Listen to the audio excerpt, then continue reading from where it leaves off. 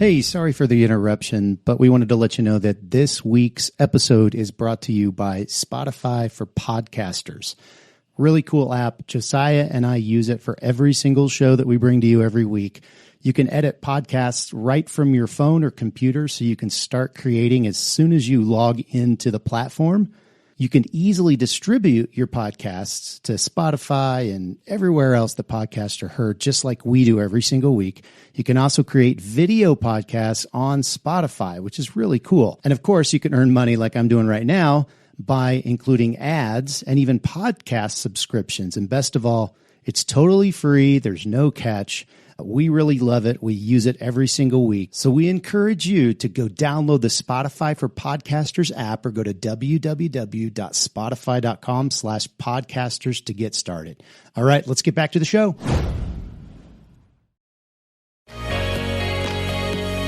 Welcome to this week's episode of the Print on Demand Cast. Each week, join Travis and Josiah as they provide insight into the print on demand industry and equip you with the tools, advice, and strategy you need to achieve success and hopefully have a few laughs along the way. Now, on to this week's show. Hey everybody, welcome back to the Print on Demand Cast. Once again, Travis and I are in person recording. Travis, we had to pivot a little bit today. We had an interview scheduled that we will eventually get to in a later episode, but last minute the guy had to back out, so we decided to pivot. But here we are nonetheless. How are you feeling about today's episode?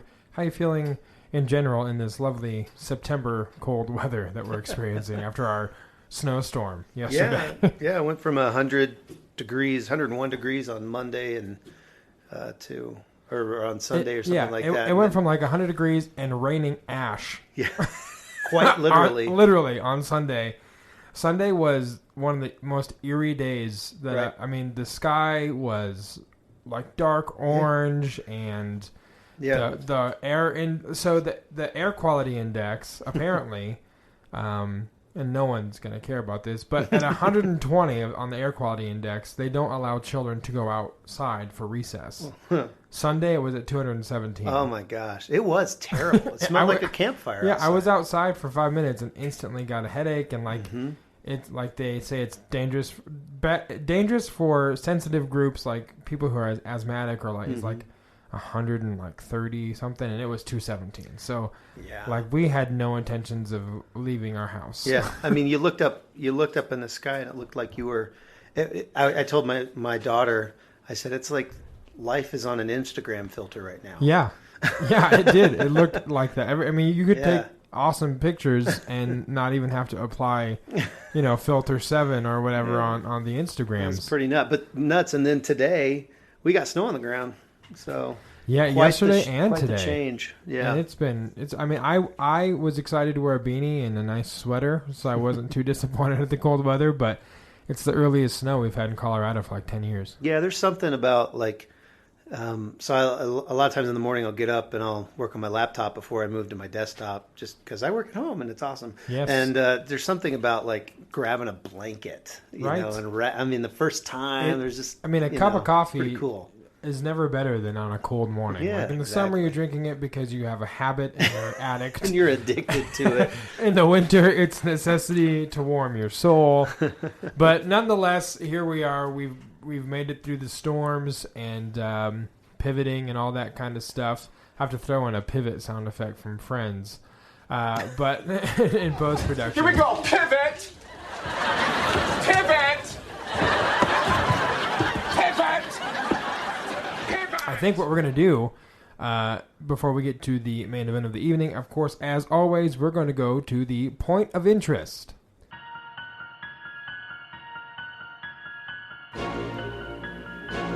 The point of interest. The part of the show where you may discover something that you were not previously aware of. It's the point of interest. So, Travis, you were telling me before we pressed record about a particularly interesting point of interest that you had. So tell us about this week's point of interest and how it correlates to something that I collected when I was a child. I'm sure you collected as well. I'm sure a lot of people listening collected baseball cards. Talk about that. Now, to be 100% transparent, I feel like it's more of a point of pondering, and we'll get to We're why. going to have to make another bumper for that one.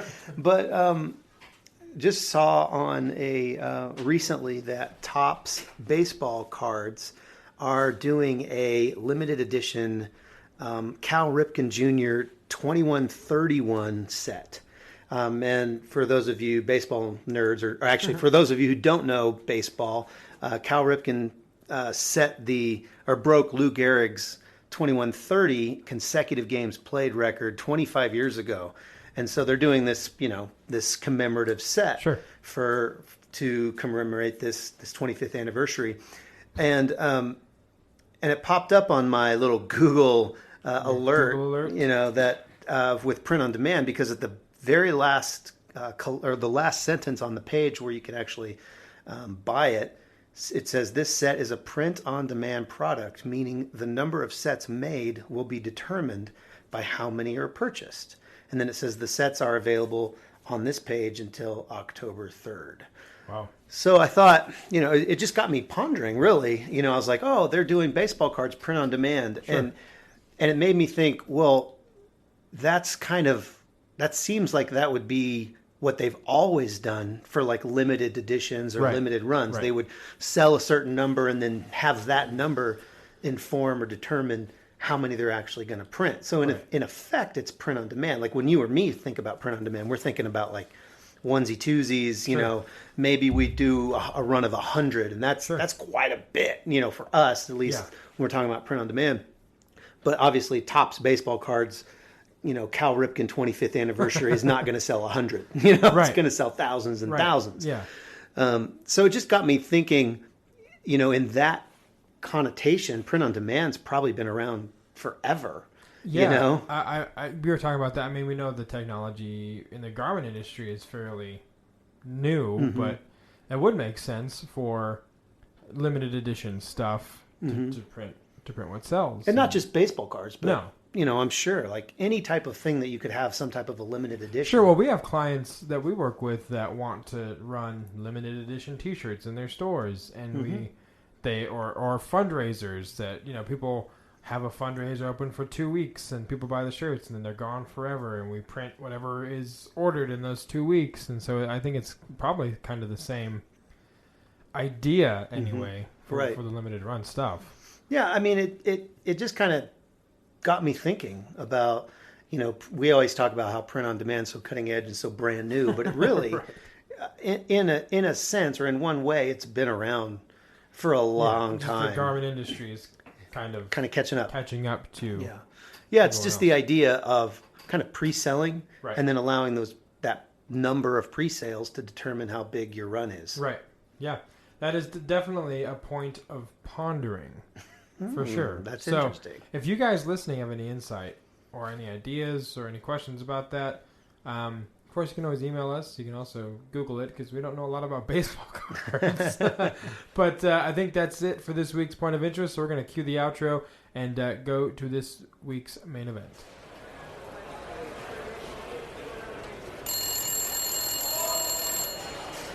Main event? Who's calling? So Travis, we were scrambling, trying to find something to talk about after our interview canceled on us, and there's something coming up soon that we thought we would talk about, and it's certainly, well, it's the most wonderful time of our year. That's all I can play for copyright reasons. So Q4. Q4 is coming, and that is the topic of this week's main event. So we want to talk about getting ready for Q4. So Travis, you and I have both, you more than I think, have experienced more Q4s. I mean, I experienced Q4s in a brick and mortar retail sales sense for 5 or 6 years. But e-commerce wise, there's some similarities, some differences. But what do you think people need to do? What's the first thing that people listening need to do to get ready for Q4? Yeah, and depending on when you're actually listening to this, I mean, you could be right in the middle of Q4. Sure. And you're thinking, why didn't I find this months ago? As you're ripping out all your hair. It's okay. And we would say subscribe, and you'd have it. Shameless plug.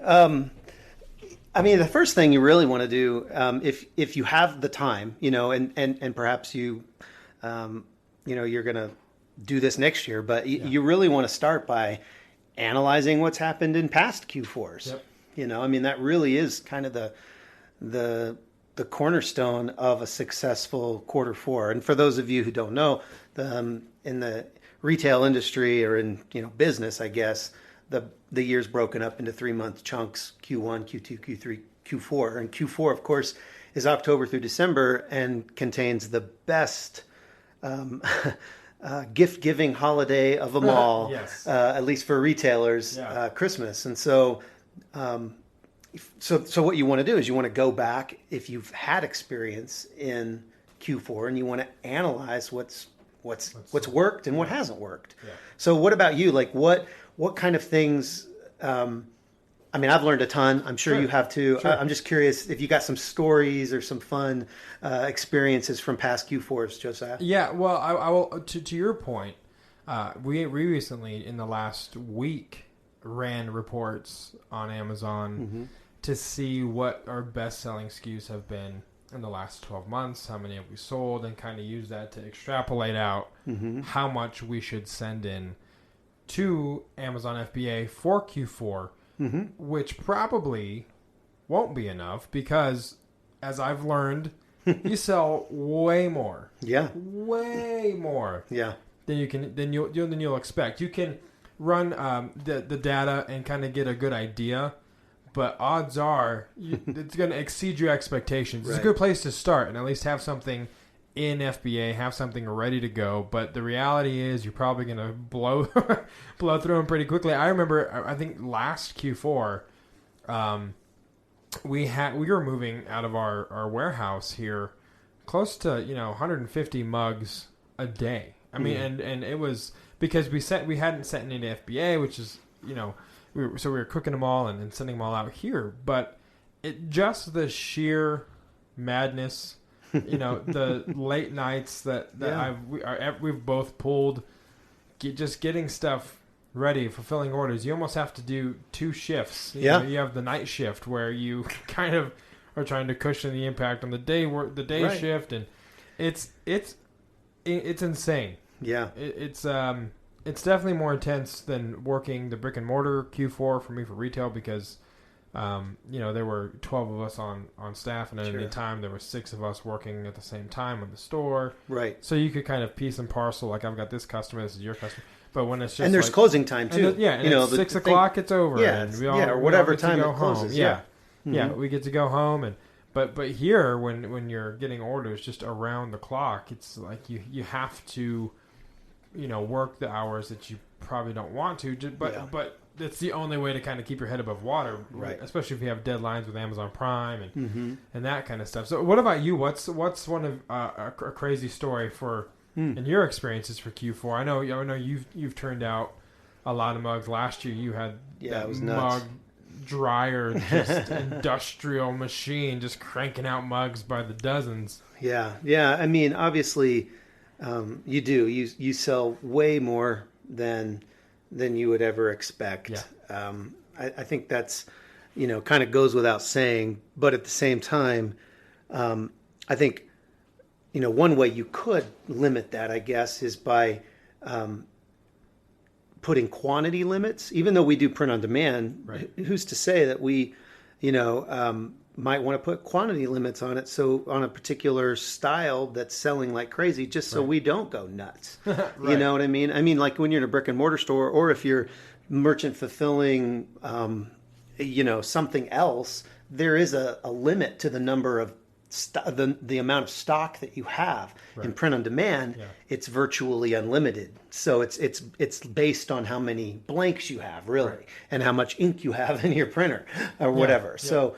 I mean, there are some ways, I guess, you can slow it down. Another thing, one of the things that I learned to not slow it down, because I think both you and I, the reason we kind of go as hard as we can for that last month or so, is because we want to maximize profits for that particular time of the year. Because I've mentioned it on the show before. You do a lot of times you can do half of your business in those last 3 months, and half of that business comes in the last month. So 25% of that half.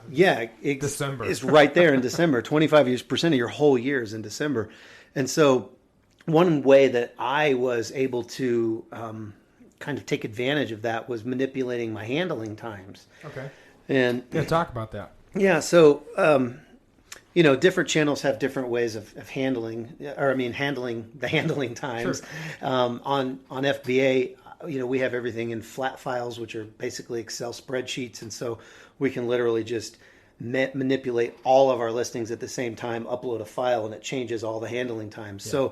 So for instance, right now I have all my handling times at 5 days. And when I was doing, my own fulfillment, I might have them at 4 or 5 days. But as we get closer to Christmas, what you'd see on an Amazon page, maybe it's the 15th, and there's a Saturday, Sunday in the mix before Christmas, and it takes your shipping, your supposed shipping time, or however Amazon analyzes that or estimates that, plus your handling time, and it might have a little thing on your page that says might arrive after Christmas. Well, that's going to detract from buyers. Sure. Or that's going to really kill your conversions on that listing. Yeah. So what I would do is I would change it to a 2-day handling time, and so then I get an extra 2 days before that message appears, and I lose those sales. Yeah. So that's one thing, that I kind of, just learned along the way and just started implementing. But there's tons of things we could talk about. Tricks. Yeah, there's a lot of tricks like that. Yeah. So we talked about looking at the data.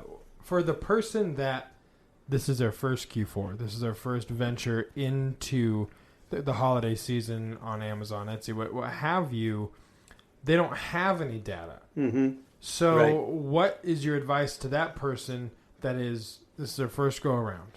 Yeah. Well, I think the idea of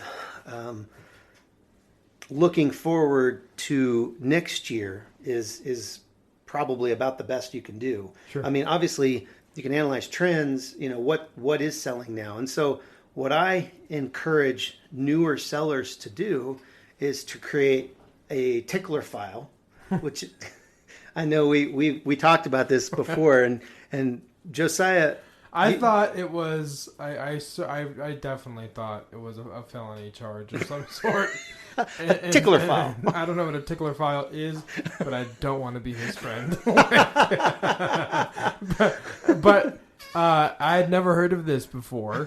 But it's smart marketing. I mean, it's a funny name that sticks with you. I will never forget what this is. So tell the people what a tickler file actually is. Sure. And don't use the hand motions you used earlier today.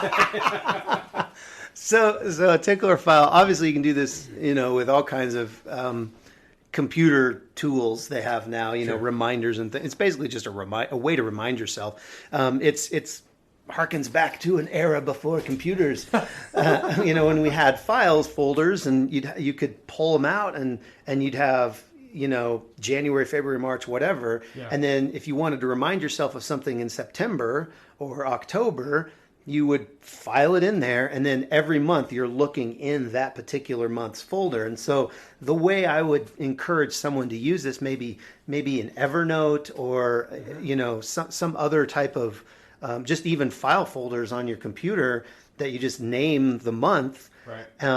And you're going through Etsy and potentially Amazon and looking at some of the best sellers, trying to see what is selling, taking screenshots, really trying to figure out what things are selling and how well they're selling throughout each month. Right. So then next year, come September, you can pull out that December tickler file and you can actually look into that file or look in that file folder on your computer and get ideas for different things that we're selling the previous year, because you don't necessarily have data. But the other cool thing is that, so one other thing that we do, and I would also encourage people to do, is to actually save your sales reports each month. Like, see how many of your, SKU number 5 sells this month, and do that month to month. And I have an amazing, kind of operations manager, and she runs these reports and she puts it into this awesome like Excel thing. And I have graphs and way more pretty colors than I know what to do with. But what happens is, like, we've been tracking this stuff for, a couple years now. And so now when we get to Q4, we can look and see what sold, how many sold, how many sold on Etsy, how many sold on Amazon, how many sold on Walmart, and we can make great decisions based on that data. Because if you don't have the data, what are you going to do? You're basically just peeing in the wind. Yeah, exactly. Yeah, 100%. Another terrible image. So yeah, I think that's great advice. Like you said, without the data, you can't do anything. You're pretty much dead in the water. You can't anticipate the inventory needs that you'll have. You can't anticipate, because like you were saying, last Q4 that you had to find new suppliers because they ran out of the mugs or the blanks you were printing on, or so you have to kind of be able to forecast even your supplies inventory needs, and you can't do that without analyzing data. Right. Yeah. That's one of the things that we don't necessarily track, that we probably should, is like just general supplies. Yeah. How many blanks do I have? How many boxes for mugs? How many poly bags for shirts? How many, and all of those things. And that actually bubble wrap, totally. that's exactly what happened last year. We ran out of bubble wrap. Well, even we're not even in the height of Q4, but because we were busy doing other, I was busy doing my thing, and Jason his, and the production team his. Jason comes to me and says, "Hey, do we have any more 4x6 UPS labels?" And I'm like, I think we're fresh out. So we had to I text you, I'm like, would you happen to have a random set of, because guess what, you can't really ship your stuff to Amazon to your customer if you don't have the shipping labels. Exactly. So just small stuff like that can be such an inconvenience and just stop the entire machine. Right. If you don't, forecast those things. So I think, the idea here is to really get out a piece of paper, or, a blank piece of paper or a Google Doc or something, and just start going through all the things that you're going to need for the next 3 months. And you may not have to order them all now, but you should know when you do need to order them. Right. And I would also encourage you to order them before you think you need to order them. Right. Because you think about it, everybody is shipping something in Q4. And just the sheer volume of packages and pallets and all of that stuff just goes through the roof. So the people that are bringing you this stuff may have delays as well. So don't anticipate regular shipping times during Q4. Yeah, hoard if you have to before, just order a bunch up front and just coast, like toilet paper in February. Yeah. So it was a COVID reference. Completely, it's topical, but equally as obscure of a reference. So for people that are moving in or sending into FBA, in particular, there's going to be selling limitations, especially if this is your first year on Amazon, sending stuff in for Q4. So there's storage fees and there's the inventory performance index. Unpack those a little bit for those listening as far as what limitations might be set that they need to be aware of before they just kind of throw caution to the wind and send in 50 pallets of stuff. Yeah, storage fees, Amazon, I don't have the numbers right in front of me, but they basically quadruple the actual fees that they charge you to store your goods in their warehouses during the last 3 months of the year. And then in January it goes back down. But so if you send in a bunch of stuff just hoping that it's going to sell and it doesn't, you can really get hammered. It can really add up.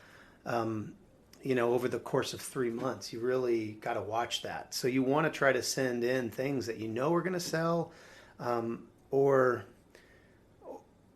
send them in quantities that, you're ready to maybe do them in 1 month quantities or 2 week quantities or something like that. So they sell through, so you don't have a lot of stock just sitting there during Q4. And again, if you are new, you're not going to have the data to necessarily know what's going to sell. Yep. That's a challenge. And so you are, there's something to be said for testing. And if you're kind of listening to this and you're still getting ready for Q4, your testing phase is kind of gone. Well, I mean, you get to test it at least during Q4, but it's just that, it's a test. You're not actually being able to make decisions based on good data. Right. As far as the inventory performance index, the IPI, that's kind of a thing that Amazon threw out. It's relatively new. Well, the IPI has been around for a while, but they've raised the performance, or the lowest score that you don't get penalized. So before it was down at 350 IPI, you'd have unlimited regular size storage, and then they raised it to 400. And people were like, oh, okay, they're probably going to keep raising it, but no alarm bells yet. Then all of a sudden, a couple months ago, they jacked it up to 500 and said you have 30 days to get it up to 500. Well, the problem with that is that it's a 90-day rolling average. So, they basically just... and it's not like they can't do math at Amazon. Yeah, they knew what they were doing. They knew what they were doing. They were basically trying to limit their stock in Amazon. So what happens if you don't hit that number is that you have limitations. Sure. You have limitations on the number or the quantity of items you can, or square footage, right? of actual goods that you can have in Amazon. And so a lot of sellers got hit with this. Yeah. And it was Amazon's, idea. I guess it was their way of kind of limiting how much they would have in stock for Q4, so they could have a more, I guess, so people wouldn't just send them pallets and pallets and pallets of things right at the beginning of October, and half of that stuff's not even going to sell till Black Friday. Right. So they not only put limits on your overall amount of square footage that you can store there, they also put limits on individual ASINs, and most individual ASINs have a limit of 200. So I know guys that are selling, 200 to 1,000 a day, of certain units, and they have this limit of 200. It's really crazy. Yeah. But again, you want to... It's their sandbox. Yeah, exactly. It's their sandbox. They get to do what they want, and this is how they decided that they were going to, protect themselves from being overwhelmed with the amount of goods that they would have for Q4. Because I don't know if we've talked about it on this podcast, but this Q4 is probably going to be a Q4 for the ages. Just with all of the COVID stuff and the people. Not able to go out as much. Sure. You're just increasing the amount of online sales, or the amount of online shopping that's going to happen. And so Amazon's anticipating that. And so they're trying to put things into place that protect them, and so they don't implode. Sure. Yeah. They just don't get stacked with all these boxes. And overrun, which makes total sense. Yeah. So I think you mentioned this a little bit ago. But for people that are drop shipping, people that aren't bothering with FBA, they have, print on demand sites, companies. Yeah. They've outsourced all of it. So I think obviously you're not going to really necessarily worry about the data as much. But one thing you can do is start, like you said, analyzing the trends that are coming up. Yeah. That you can start making graphics for mugs, shirts, mouse, whatever. And not only that, but trendy items that are coming out. Yeah. I years ago it was the fidget spinner. If you could have figured out how to print on demand and sublimate a fidget spinner, I'm sure people would have probably, done something like that. But the giftables that are coming out, the things that are trendy and you can sell, What tools do you recommend for people that are trying to analyze those trends? What would you say the best way to go about doing that is, other than just kind of hunting Amazon and Etsy for trending listings or designs or whatever? Yeah, I mean, I honestly think if you're doing specifically print on demand, so we're talking to drop shippers, we're also talking to newer sellers, that they don't have a Q4 in their pocket yet. Right. I think the number one thing that they can do is to research, and the easiest way to research is to see what's selling on those channels. And, Etsy and Amazon, Amazon has the bestseller rank. Etsy has, the reviews that are right there on the product page. You can see if someone's bought it in the last week or whatever. You can see the hot products, Another way that you can, let's say you're surfing Facebook and you get served one of those T-shirt ads. Yeah. Well, you know what? Open that up, go to that website, and all of a sudden there'll be a cookie in your or a pixel, that's in your Facebook, and now you'll start getting served those types of ads for more T-shirts, for more coffee mugs, for more print-on-demand products, and you can kind of get an idea. Again, screenshot it, put it in your Evernote, put it in your file folder. Tickle it.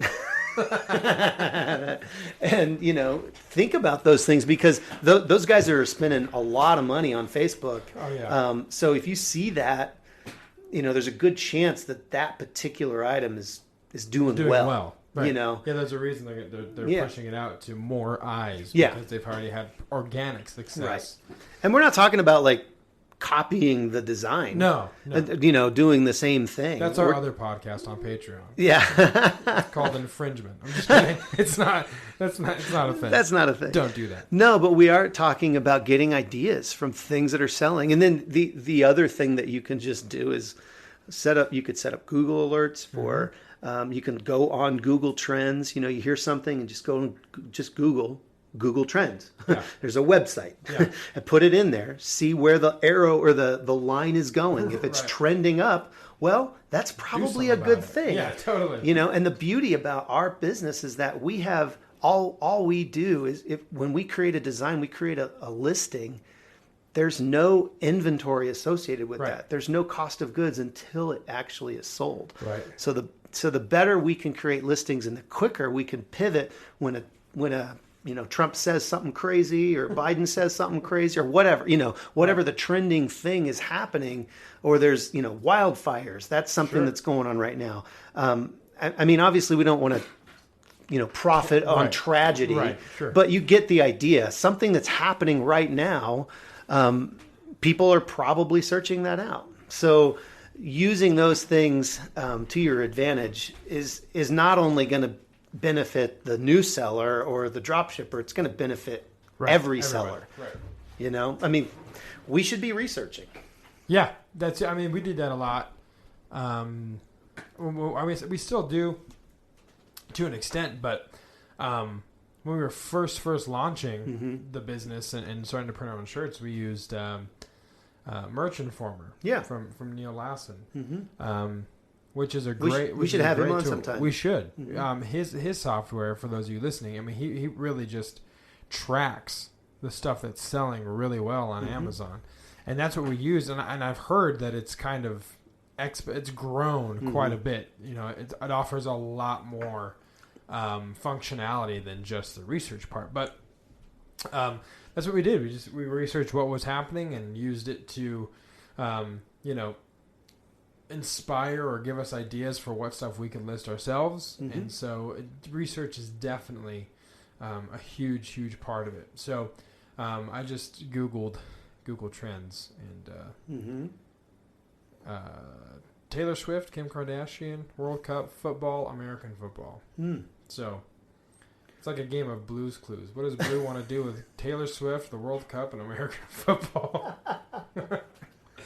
It's three things that have nothing to do with each other. Yeah, and I probably wouldn't put Taylor Swift's name in my Amazon or Etsy listing, but that's another podcast. Probably not. So with that, Travis, anything else you can think of for prepping for Q4 before we put a bow on this one, pun intended, because Christmas? Nice. Hey, we'll try. I just think, and we always say it, taking action is key. And I think particularly for Q4, just Q4 is going to be here before you know it, if it's not already when you're listening to this. And the earlier you can start, like right now, our sales are slow. I mean, they're not... Yes. It's slower than normal, and we should be taking advantage of that time. Yeah, I was just going to say, I mean, even though sales are slow, I know that we've had our team of VAs and assistants just just listing like crazy. That's all we're Amazon. Doing. Yeah. I mean, we're just building out the listings. Thousands and thousands of them. Because it's a volume game. The more you have, the more of them are going to sell, and the more the chances are greater that some of them are going to catch and sell very, very well. Yeah. So I mean, just take action, do something about it. Don't just have the idea. Yeah. We got to come up with a little cool catchphrase. We do. And we'll put on our own print on demand T-shirt. Ooh. And a mug. That's a great idea. I know. Coming to a print-on-demand store near you, my friends. So with that, guys, thank you so much for tuning in. We hope you enjoyed this pivot episode, I guess what we'll call it. Look forward in the future to the interviews we have. We have an interview coming up about trademarking and licensing that I think is going to be very informative. And I personally am looking forward to it because it's something I want to know more about. So look forward to that as well. But until then, guys, thanks for listening. As always, you can go to printondemandcast.com and email Travis and myself at info@printondemandcast.com if you have any questions, suggestions, anything like that for us. That's stuff you'd like to get our insight on the print-on-demand business. And rate and subscribe. That definitely helps our analytics. It helps us get in front of more people, and it would be greatly, greatly appreciated. So until then, I'm Josiah. He's Travis. That won't change. We're always ourselves. And we'll talk to you guys next week. See ya. Thanks for listening to this week's episode of the Print on Demand Cast. We hope you enjoyed the show. If you've got a question or a suggestion for the show, send Travis and Josiah an email at info@printondemandcast.com. Take a minute to rate and review the show on iTunes or wherever you get your podcast. And don't forget to subscribe now so you don't miss next week's episode. See you next week.